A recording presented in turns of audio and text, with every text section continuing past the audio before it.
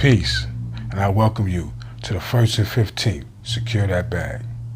My name is Benjamin Grant, the CEO of Justice Property Holdings, an investor, entrepreneur, and founder of the 1st and 15th.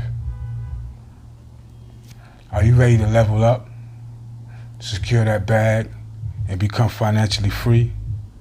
Or subscribe to this channel, like and share, and all comments. A community that is lacking in so many different aspects, it is essential that we have ancillary things when you're building a community, hence why I brought this lovely young lady up here today. I have a big background as a big brother for a company called the Delta T Group and Supreme Consultants.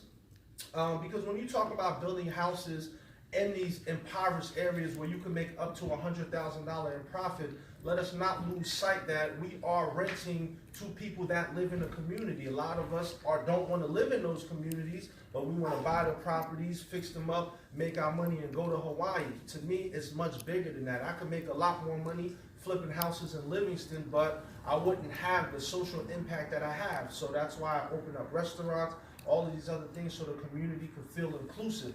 So this is what you're part of. With that being said, what's up? Real estate meetup.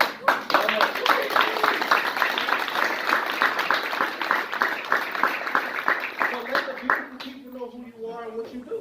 Hi everybody, my name is Priscilla Carmona. I have been in the social work field for about 10 years, primarily working with children and families, and most recently my team and I have created an organization that really looks at discharge planning for individuals coming out of some type of institution, whether that's incarceration, whether that's rehab, alcoholism, drug rehabilitation centers, things like that, because there's certainly a gap and there's certainly a lot of areas where we can really help the community. The baby believes it too? Yes, yes, thank you. You know, I really do believe that this work is important. People look at social workers as just clinical work, but there's just so much more that goes into it.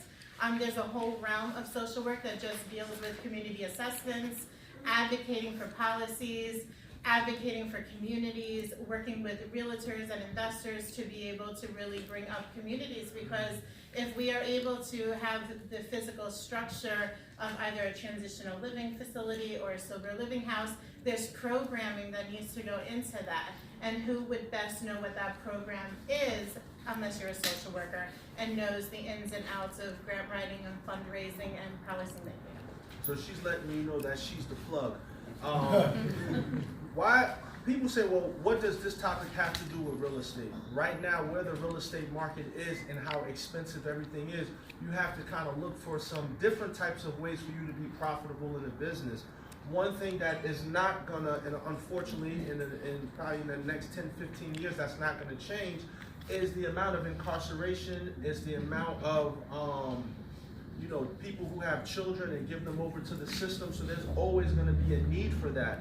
Now, most black and brown boys after the age of 12 and 13, to correct me if I'm wrong, it's truly hard for them to get placed.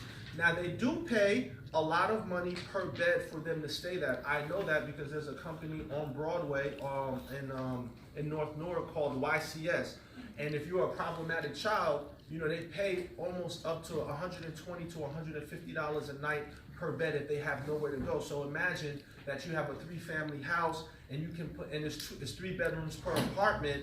You're talking about that's 6 bedrooms per floor, that's 18 floors, and then you can turn the basement into a rec center. So you're talking about you're getting $100 a night per bed, and you got 18 beds. I always tell everybody pull out the calculator. What that really mean as far as numbers wise?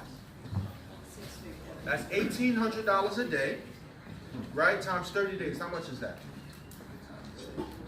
It's all right to pull out the calculator. 54. Huh? 54,000.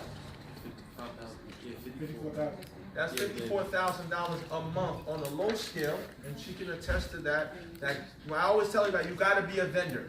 Nobody has more money than the government. Your number one client should be the government. I always tell everybody how the money trickles down. So when you see how your business can align with what she's going to be telling you today, a minimum of $54,000 that you're making off a property that was once abandoned. And not only are you just renovating the property, you're also doing something for the community by placing some of these people that need placement. And that concludes another episode of the 1st and the 15th, Securing That Bag.